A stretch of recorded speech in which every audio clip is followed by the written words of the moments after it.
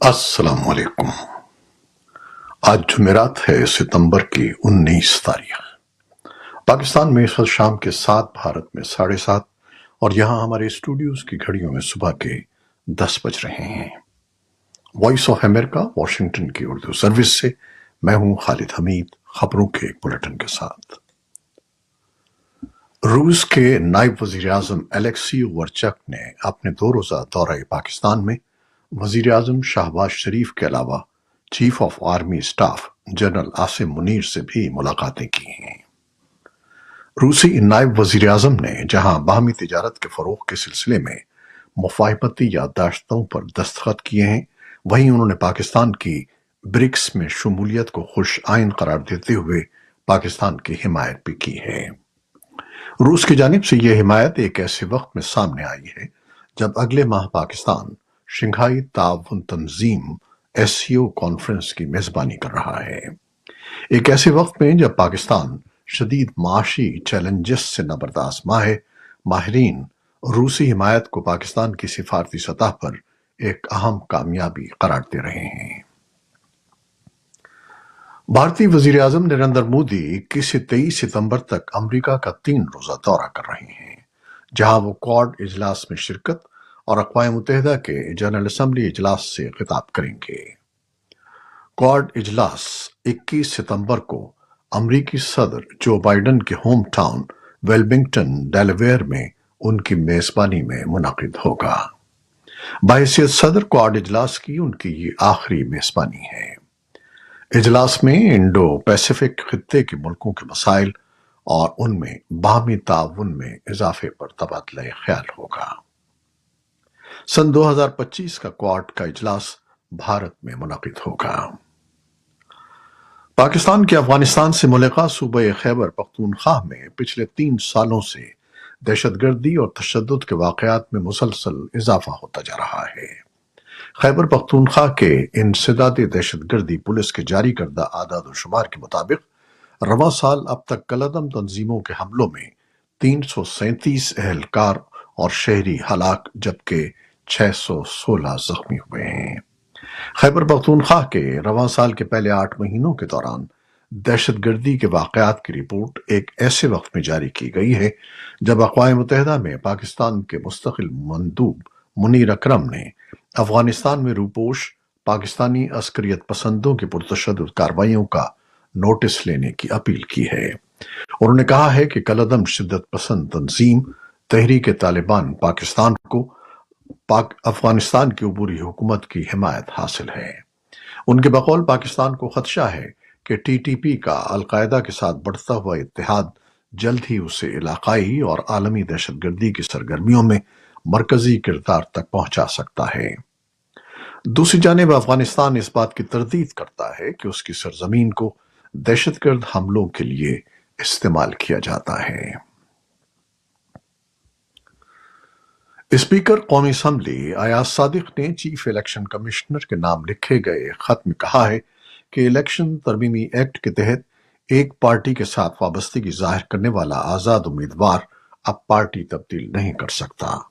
خط میں کہا گیا ہے کہ الیکشن کمیشن آف پاکستان رواں برس اگست میں پارلیمان سے منظور کیے گئے الیکشن ترمیمی ایکٹ کے تحت مخصوص نشستوں سے متعلق فیصلہ کرے۔ سپریم کورٹ نے 12 جولائی کو سنائے گئے فیصلے میں کہا تھا کہ انتخابی نشان ختم ہونے سے کسی سیاسی جماعت کا الیکشن میں حصہ لینے کا حق ختم نہیں ہوتا اور PTI 15 روز مخصوص نشستوں کے حوالے سے فہرست جمع کروائے۔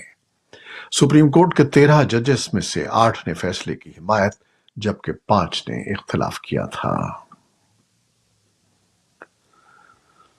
اسلام آباد میں prevention of electronic crimes act پیکا کی خصوصی عدالت میں سوشل میڈیا پر توہین مذہب سے متعلق مواد شیئر کرنے پر خاتون کو سزائے موت سنا دی ہے۔ جمعرات کو خصوصی عدالت کے جج افضل مجوکا نے ملزمہ کو تعزیرات پاکستان کی دفعہ 295C کے تحت سزائے موت اور 3 لاکھ روپے جرمانے کی سزا سنائی۔ عدالت نے سپرنٹنڈنٹ اڈیالہ جیل کو خاتون کو حراست میں رکھنے کے وارنٹ بھی جاری کر دیے ہیں۔ خاتون 30 روز کے اندر سزا کے خلاف اسلام آباد ہائی کورٹ سے رجوع کرنے کا حق رکھتی ہے۔ عمرکوٹ میں مبینہ گستاخی کا ملزم مبینہ پولیس مقابلے میں مارا گیا ہے۔ مقامی پولیس کا دعویٰ ہے کہ گستاخ نے پولیس پر اس وقت فائرنگ کی جب وہ ملحقہ ضلع میرپور خاص میں سندڑی تھانے میں گشت پر تھی۔ نام ظاہر نہ کرنے کی شرط پر عینی شاہدین نے وائس آف امریکہ کو بتایا کہ ملزم کو گرفتار کرنے کے بعد پولیس حراست میں ہلاک کیا گیا۔ دوسری جانب ایس پی عمرکوٹ چودھری اسد نے وائس آف امریکہ سے بات کرتے ہوئے ایسے الزام کی تردید کی اور کہا کہ وہ ایک مقابلے میں مارا گیا جس کی ایف آئی آر بھی درج کی گئی ہے۔ لبنان کی عسکری تنظیم حزب اللہ کے زیر استعمال پیجرز کے بعد واکی ٹاکیز کے پھٹنے کے نتیجے میں 37 افراد ہلاک اور لگ بھگ 2900 زخمی ہو گئے ہیں۔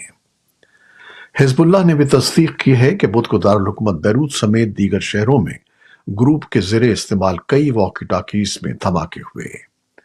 لبنان کی سرکاری نیوز ایجنسی نے بھی رپورٹ کیا ہے کہ دارالحکومت بیروت اور جنوبی لبنان میں کئی گھروں پر نصب سولر سسٹم بھی پھٹ گئے ہیں۔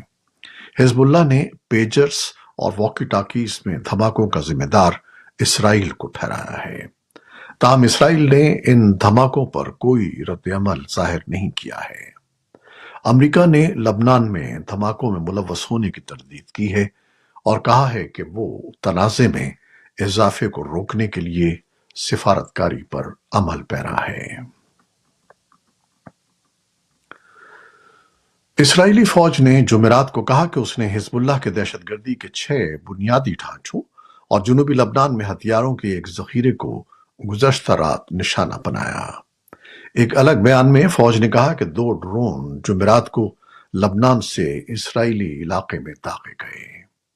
کوئی جانی نقصان نہیں ہوا، لیکن ایک ڈرون کے گرنے سے آگ بھڑک اٹھی جسے اسرائیلی فائر فائٹرز نے بجھا دیا۔ ترکی نے اسرائیل پر الزام عائد کیا کہ وہ غزہ میں جنگ کو لبنان تک پھیلانے کی کوشش کر رہا ہے۔ وزیر خارجہ حاکان فیدان نے سرکاری ٹی آر ٹی ٹیلی ویژن پر کہا کہ اسرائیل لبنان پر اپنے حملے بڑھا رہا ہے اور خطے میں بڑھتی ہوئی کشیدگی تشویشناک ہے۔ اقوام متحدہ کے رکن ملکوں نے بدھ کے روز جنرل اسمبلی کے خصوصی اجلاس میں فلسطینی علاقوں پر اسرائیلی قبضے کو 12 ماہ کے اندر ختم کرنے اور عدم تعمیل پر پابندی کے مطالبے کے حق میں باضابطہ ووٹ دیے۔ پابند نہ کرنے والی قرارداد کو اسرائیل نے مسخ شدہ اور مسخہ خیز قرار دیتے ہوئے دعویٰ کیا کہ اس سے تشدد کو ہوا ملے گی۔ یہ قرارداد بین الاقوامی عدالت انصاف ICJ کے ایک مشاورتی رائے پر مبنی ہے جس میں کہا گیا ہے کہ 1967 سے قبضہ غیر قانونی تھا۔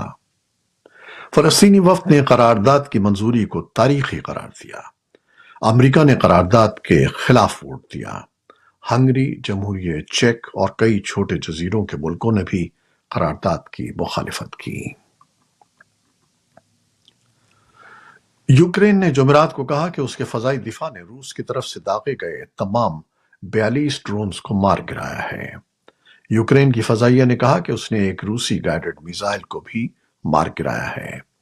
ادھر روس کی وزارت دفاع نے کہا کہ اس نے کرسک کے علاقے میں 2 یوکرینی ڈرون اور بیلگراڈ کے علاقے میں ایک ڈرون کو تباہ کر دیا۔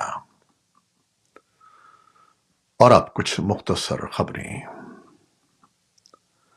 چین کی وزارت دفاع نے ایک بیان میں کہا ہے کہ لیاوننگ طیارہ بردار بحری جہاز کی تربیتی مشق متعلقہ بین الاقوامی قوانین اور طریقوں کے مطابق تھی اور متعلقہ فریقوں کو اس پر ضرورت سے زیادہ تشویش نہیں ہونی چاہیے۔ اس سے پہلے جاپان نے اپنے پڑوسی پر پہلی بار متصل پانیوں میں داخل ہونے کا الزام لگایا ہے۔ میانمار میں طوفان یاگی سے ہونے والے حادثات میں مرنے والوں کی تعداد 268 تک پہنچ گئی ہے۔ 88 افراد لاپتہ ہیں۔ سرکاری اعداد و شمار کے مطابق شمالی ویتنام، لاؤس، تھائی لینڈ اور میانمار میں 588 افراد ہلاک ہو چکے ہیں۔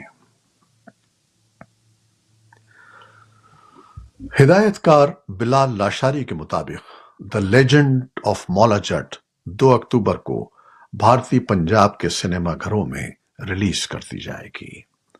अलबत्ता इस बारे में मजीद तफसीलात जारी नहीं की गई हैं कि फिल्म किन किन शहरों में रिलीज होगी। ये थी वो खबरें जो फेसबुक लाइव पर हमने आपके लिए पेश की। हमारी वेबसाइट, यूट्यूब और पॉडकास्ट पर यह बुलेटिन आपके लिए पोस्ट कर दिया जाता है। आप हमारे बुलेटिन को शेयर करते हैं और अपने कमेंट्स में अपनी मोहब्बतों का इजहार करते हैं, जिसके लिए हम आपके बेहद ममनून हैं। अपनी इन काविशों को जारी रखिएगा। न्यूज प्रोड्यूसर आयजा इरफान और न्यूज एडिटर बहजत जिलानी के साथ खालिद हमीद को अब इजाजत दीजिएगा। अल्लाह हाफिज।